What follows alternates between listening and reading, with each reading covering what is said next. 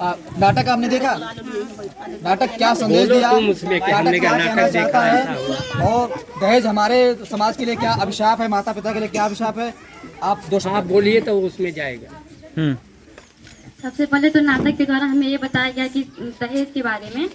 अगर मतलब दहेज की मतलब किसी के घर में अगर लड़की होती है तो बचपन से ही मतलब ऐसा बोल जाता है कि हमारे घर पे तो लड़की हुई है, मतलब बहुत सारे टेंशन आ जाते हैं, शुरू से भेदभाव होता है। हाँ, कि हमारी मतलब बच्ची है, कम पढ़ेगी कम लिखेगी तो थोड़ा मतलब ज्यादा विरोध नहीं करे, पढ़ी मतलब जो लड़कियां होती हैं मतलब अगर पढ़ लेती हैं तो आगे और पढ़ना चाहते हैं, लेकिन घर वाले मतलब बहुत लोग हैं शुरू से इज्जत का आकलन हम हाँ, बहुत लोग हैं जो मतलब अपनी बेटियों को मतलब बहुत बार तक पढ़ाते हैं, पर मतलब मैं अपनी बात बता रही हूँ, मेरे पापा मतलब भैया और हम लोगों में कोई मतलब भेदभाव नहीं करते हैं शुरू से,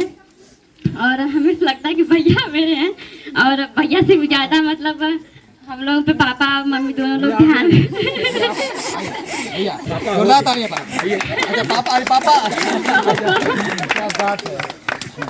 और मेरे पापा मतलब ध्यान देते हैं बहुत ज्यादा हम लोगों पे कि मतलब हम लोग पढ़ें और आगे बढ़े, हमेशा सोचते हैं कि मतलब हमेशा कुछ करें। और हम दहेज वेज के बारे में बताना चाहते हैं कि जितना हम लोग जो धन हम इकट्ठा करते हैं बच्चों को लड़कियों को दहेज में देने के लिए, अगर वही धन हम अपने बच्चियों को लगा दें, शिक्षा पर लगा दें, तो वो खुद इतना पढ़ लिख जाएंगी कि वो नौकरी अगर पा लेती है तो उनके लिए खुद इतना धन आ जाएगा कि।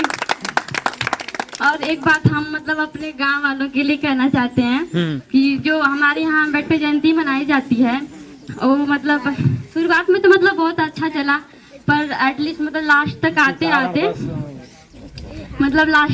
मतलब अब ऐसा लगता है बस नाच गाना मतलब बस वहीं तक सीमित, हाँ बस वहीं तक सीमित हो गया। शुरुआत में मतलब ऐसे एकता था, पर अब मतलब वो ऐसा नहीं रह गया है,